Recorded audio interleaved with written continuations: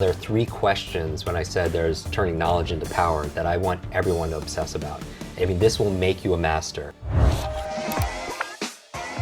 There's a model that you give that I think we should start with. Yeah. There's a method that you give or a model for how to become limitless. And if we don't follow this model, then something's going to be broken in our life. Isn't that right? Yeah. This model really is a framework for learning anything faster. So for people who are listening and watching and they want to learn a language, they want to learn Mandarin, music, martial arts, management, marketing, math, any skill. I think if there's one skill to master in the 21st century, it's our ability to learn faster. Like if there was a genie and a genie could grant you any one wish, but only one wish, what would you wish for? If it was only one wish, what would you wish for? Most people would say money or this or that, but you think learning is the key? I mean, I think a lot of people I think being the Matrix, like downloading the Matrix, it's where I can learn jujitsu in a second. Exactly. If I can learn a language in a second, if I can have this skill. So I think the hack a lot of people would do is if it was any one wish, they would wish for more wishes, right? Exactly. They would ask for infinite wishes. So the equivalent, if I was your learning genie and I could grant you any one wish to learn any subject or any skill, just like become a master at it, the equivalent, what's the equivalent of the answer of asking for infinite wishes? It would be learning how to learn. Because if you can learn how to learn, the world is yours, especially today, because nobody who's listening and watching gets paid for their brute strength. It's their brain strength. It's not your muscle power, it's completely your mind power. And the challenge is your brain doesn't come with an owner's manual. It's not user-friendly, and that's the reason why I wrote this book. But the limitless model is an explanatory schema, a framework for learning anything faster. And not only that, but really for accessing our human potential. Because I think if there's one infinite, limitless resource on planet Earth, it's human capability. There's no limit on our determination. There's no limit to our imagination. There's no limit to our creativity. And yet we're not shown how to be able to access that. And so this framework is a three-part framework.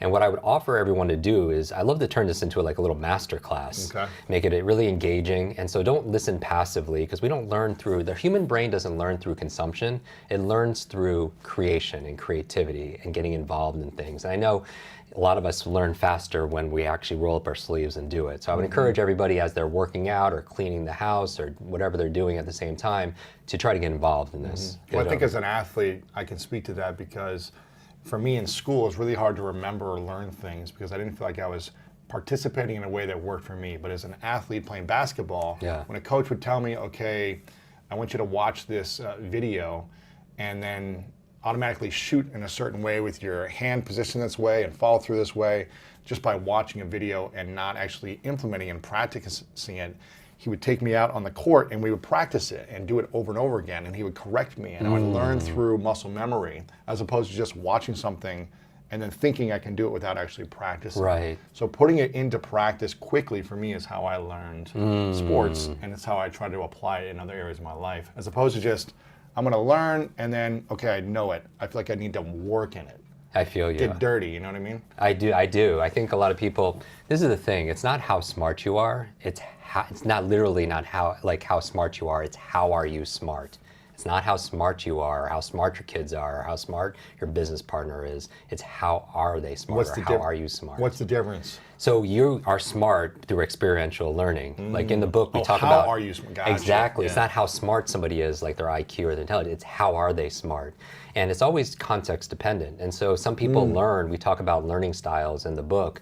It's like, have you ever been interested, just like you were saying, you're interested in a topic, but you're not getting it? Because sometimes the way you prefer to learn is different than the way the teacher prefers to teach. And it's like you're two ships in the night and you pass each other and you don't even realize, there's no connection. You don't even realize the other one is there, and it feels uncomfortable. Like if I asked everybody as an exercise to take out a piece of paper, I encourage everyone to take notes because I'm going to drop a lot of like practical methods.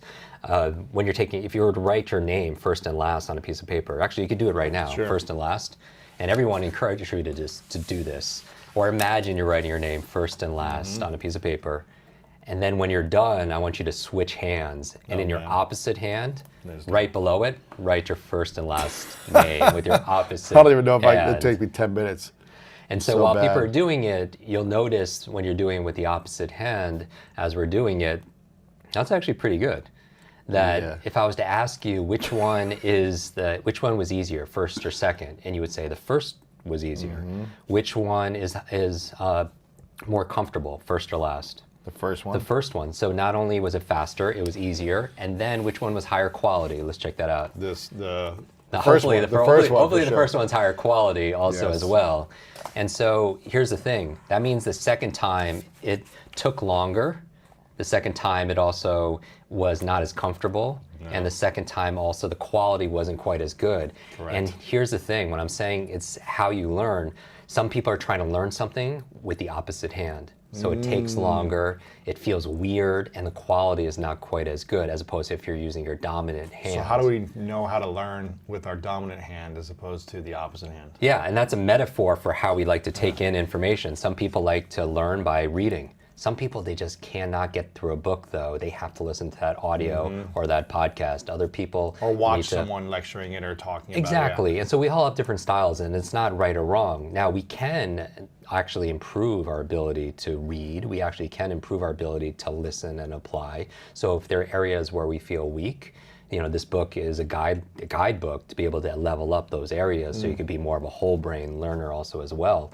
But really when it comes to accelerated learning, it's not, again, how smart you are, it's how are you smart. And that honors us and it takes the judgment out. Sometimes in school, it's like the top 10% get A's, another 10% get B's, and then 80% were like you and I. It's like Right. it's like we're failing school as opposed to the way school maybe is failing us, because school teaches you what to learn, what to focus on, what to think, what to remember, but not how to learn and how to think. Well, it teaches you and how to focus. think and learn in one way. essentially, right? Exactly. And when I talk about in the book, I talk about the 4 supervillains that are holding you back in your work, in your schooling, in your life, is driven by technology. But one of them is digital deduction, where we're depending on technology to tell us what to think.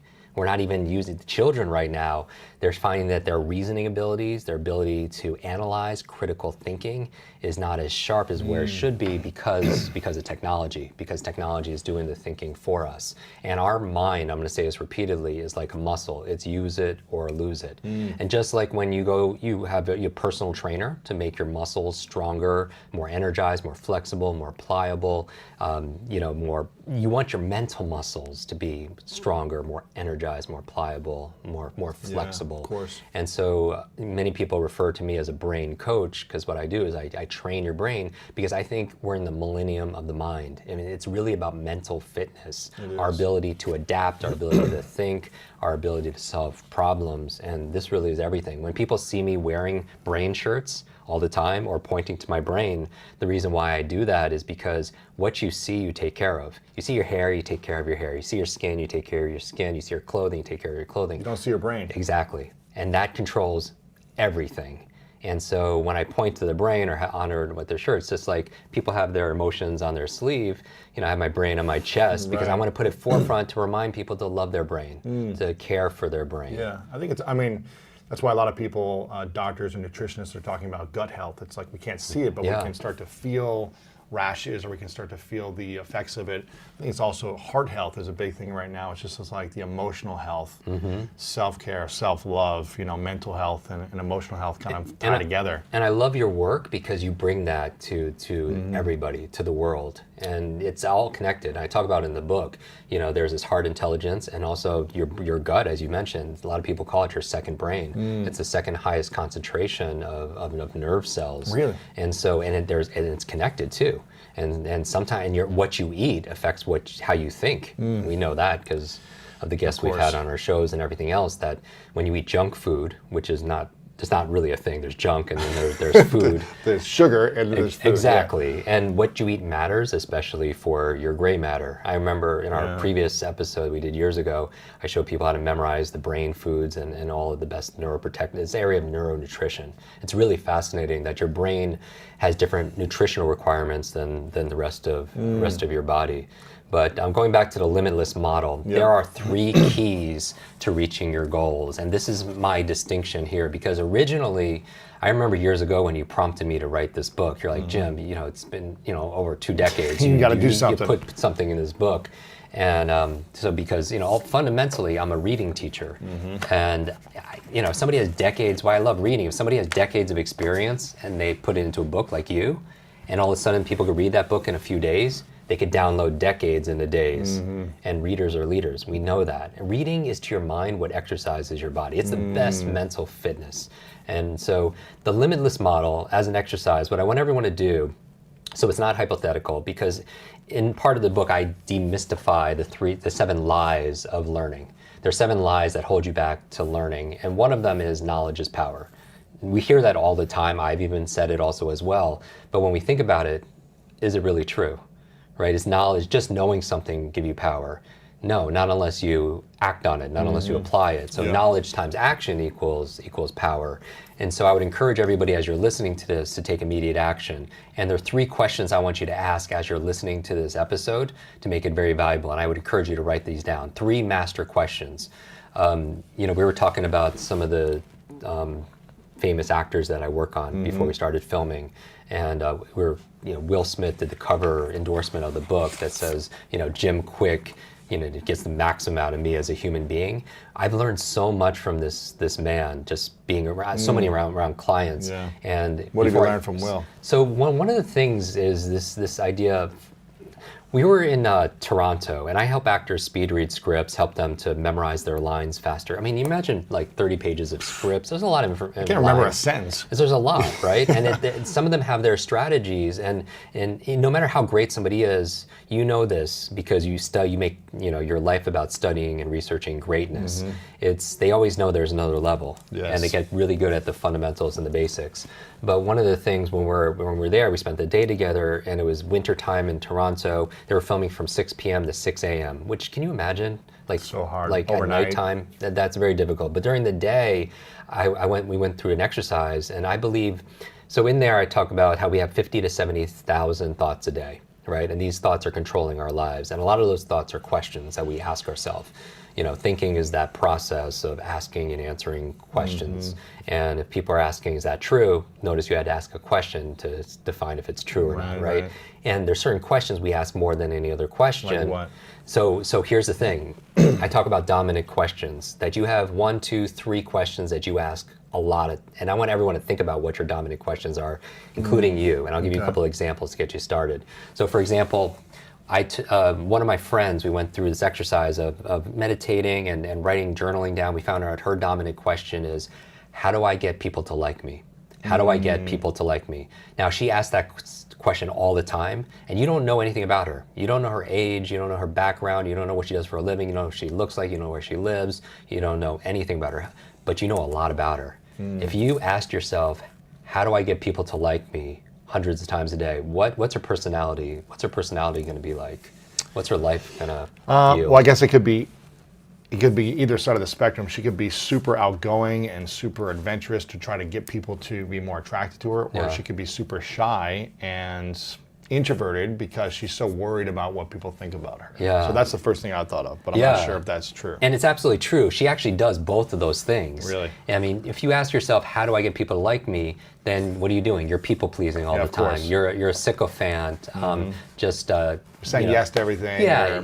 You people take advantage of you because you're martyring yourself because they're always trying to, they're making themselves less than, or their personality is never consistent because their personality changes. The chameleon, they change for people. Exactly. And you know all that about her, and you only know one question she asks herself, and that's one of her dominant questions. I would offer everybody who's listening to this, what do you think your dominant question is? Because questions are the answer. You know this from the work that you do in high performance and greatness, that the questions you ask determine what you focus on. You have part of your brain called the reticular activating system, RAS for short, and it's your filtering system. So at any given time, there's 1 billion stimuli that we could be paying attention to. And primarily, your brain is a deletion device. It's trying to keep information out. Otherwise, you would go crazy, right, if you paid attention to everything. So what gets in? So for example, years ago, my little sister started sending me emails and postcards and pictures and photograph of a very specific kind of dog. It was a pug dog. You know those cute little dogs, exactly, Men in Black dog, right? Yes, exactly. Very smushy faces. They're very compliant. You could dress them up as ballerinas, and they don't care. And she starts, and I didn't know why. So my question was like, why is she sending me these pictures all the time? That became a dominant question of the day. And then I realized her birthday was coming up. So she's a smart marketer, right? Planting those seeds. And here's the magic, though. I started seeing pug dogs, Lou, Everywhere. everywhere. I would go to the grocery store, I'd be checking out, and I swear to you, a woman's carrying a pug dog at the register. I would be running and jogging in my neighborhood, and somebody's walking 6 pug dogs. Wow. Now, my question for everybody is, where did these pug dogs magically appear all of a sudden in the world? No, they were always there, but they were not, I wasn't paying attention to them because they weren't important because I wasn't asking that question. Once you ask a question, you start to pay attention to those things, and that focus determines how you feel, determines your behaviors, and primarily, it's so interesting, it's kind of like social media. There's an algorithm to your mind, like there's an algorithm to Facebook and Instagram, that what you engage with the most, you like and you share, you comment, you start seeing more of those kind of things, right? And so just like your mind, what you start engaging with, if you start watching all this news about fear and all the things that are going on, you start paying attention and your mind just starts focusing automatically. It becomes a reaction, a reflex. And you start to attract more of the fear and anxiety or worry that's in the world that's being posted. Very much so. You start to subscribe to whatever that is to receive more of it. Exactly. You're thinking about it. So just like on social media, if you start just liking all the cat stuff and everything else, they'll just start feeding you cat stuff. Right. And same thing with negativity and same thing with opportunity also as well. So the questions make a difference. So questions are the answer. What are the 2 questions that are dominant in your mind over the last 5 years the most? Yeah. So for learning, because I grew up with the broken brain, many people know my story from the last episode. When they see me do these demonstrations at Summit Series or events you and I have, remembering 1,000 people's names in right, 10 minutes, all of that kind of stuff. stuff. I say that I don't do this to impress you, I do this to express to you what's possible, because the truth is we could all do that and a whole lot more. We just weren't taught. If anything, we're taught a lie that somehow our intelligence is fixed like our shoe size. But I do it as a demonstration because I grew up with learning difficulties, right? I had my brain injury when I was 5, I had a very bad fall when I was in kindergarten. Rushed to the hospital. Wow. Before I was curious and very energized, my parents would say, but then I became very shut down. And my superpower growing up was being invisible. It was shrinking because I didn't want the spotlight. I didn't want to be called on. So I was literally physiologically, I was always trying to look smaller to protect myself so teachers wouldn't call on me or I wouldn't be bullied or something like that. And I would do that as well, except for I was just a giant in the class. So right, I didn't know how to do it. So I was always picked on. So for me, I would actually be sitting behind you, and I would be guaranteed no one would be able to see me.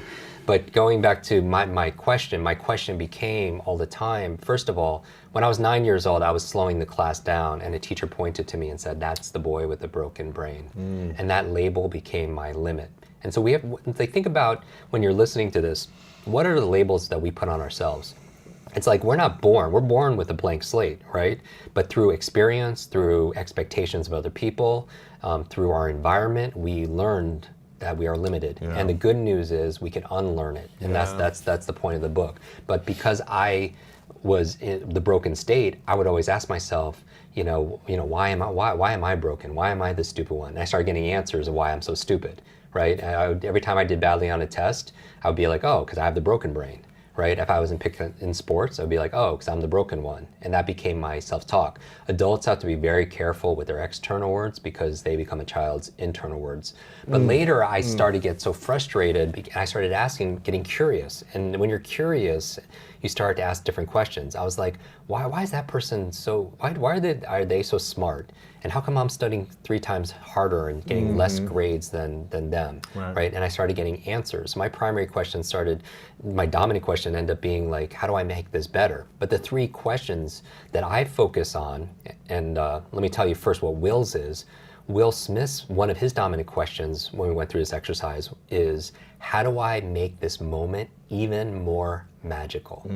How do I make this moment even more magical? It used to be, how do every I make moment or like in acting this moment, alone? any moment. Wow. Like, and it shows up, right, in his life, because later that night when we're filming, it was like 2 o'clock in the morning, and his family, we're all outside for the superhero movie that many people know of, and it was really cold because it was in Toronto, and it was winter time, and we're all just waiting. And just waiting and waiting and waiting. Because people think that, and you meet all these people all the time on your show, and they think it's so glamorous. No, They're just hurry up and wait. Exactly. Yeah. And I asked him this question because I believe genius leaves clues. I was like, how do you prepare? How do you get ready when the director? You're just sitting here for hours, and then the director calls on you. How do you get ready? And he was like, Jim, I don't have to get ready. I stay ready. That's a good And I'm line. like, wow, it's good to be Will Smith. It's hard to stay ready for 6 hours of Yeah, waiting. exactly. But that's just who he is, because I believe the life you live are the lessons you teach. The life you live are the lessons you teach others. But Yeah. going back to his dominant question, his family was there also at the same time visiting the set, and from West Philly, you know the song. Yes. And we're all outside and shivering. And when he wasn't shooting, he would bring us blankets. He would make hot chocolate and bring it to us. He would crack jokes. He would live that dominant question. Because the life he lives, how do I make this moment even more magical? Now, before it was like, how do I make this moment magical? Then we played with it like even more magical, presuming it is already magical and amazing. And so these questions we ask are very important. Now, there are 3 questions when I said there's turning knowledge into power that I want everyone to obsess about.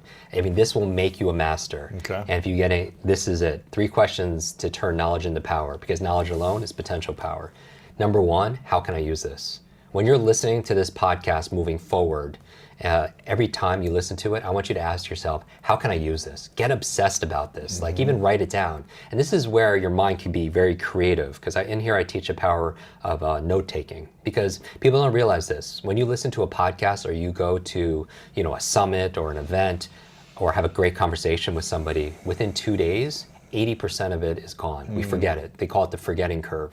And one of the ways to retain it is by taking notes, exactly what you're doing. Yeah.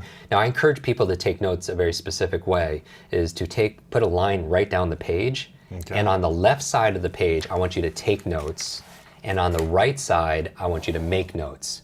So on the left side of the page, you're taking notes. You're capturing, lists, right? You're capturing quotes, information. Yeah. You're like, this is how Jim remembers his name. This is how Jim reads a book a day, or whatever it is. So you're on the left side, you're capturing, but on the right side, you're creating. Now that's a subtle difference. On the left side, you're note taking. On the right side, you're note making. What's the difference? Again, on the left side, you're taking notes. You're writing down the quotes and the strategies, the processes. But on your right side, what you're doing, the right side creativity, instead of your mind being distracted when you're listening, have it be focused on, how can I use this? On the right side is where you're writing your impressions of what you're learning. How can I use this? Another great question, second dominant question I would ask, is not only how can I use it, because you come up with all these answers, just like you start seeing pug dogs everywhere. It's like, oh, this is how I could use this in my relationship. This is how I could use it, in my career. Second question I would ask is, why must I use this? Why must I use this? We know one of the people that endorsed my book, he's on your show, is Simon Sinek. And one of my favorite books, I'm going to mention a lot of books, including your own, his is start with why, right? And so why must I use this? So once you have all these ideas of how can I use this, why must I use this? Because if you don't have the reasons, you won't get the results. Right. You won't care enough about it. Exactly. Reasons reap results. I'm going to give a lot of people a lot of quickisms here, because it goes from your head to your heart to your hands. You could affirm things in your head all day, set goals in your head all day, but if you're not acting with your hands, you're procrastinating, putting things off, check in with your second H, which is your heart, which are the emotions, right? Because we are not logical, we are biological. Dopamine, oxytocin, serotonin, endorphins, this chemical soup drives us to act. Just like people don't buy logically, they don't fall in love logically, they do these things emotionally. So find your emotions. And in this book, we really uncover and I decode motivation. Not motivation getting hyped up and dancing on chairs and then the next day not changing. We figured out this formula of sustainable motivation in this book. But the second question is, go back to, why must I use this? Because if you don't have the why, you won't do the what. And then finally, the third question. First question, how can I use this? Write all the answers down, think about that. Second question, why must I use it? Gives you the energy and the fuel and the drive to do it. And finally, when will I use this? When will I use this? Because we know that one of the most important performance productivity tools that we have is our calendar. Yeah. Right? If it's not in our calendar, it just doesn't get done. If you want to learn more about how to master your mind, check out this next video right here. So when people begin to disengage and get beyond themselves, you are at your absolute best when you get beyond yourself. And getting the person to that point. How does someone get to that point? Yeah, so we teach them that formula. We teach them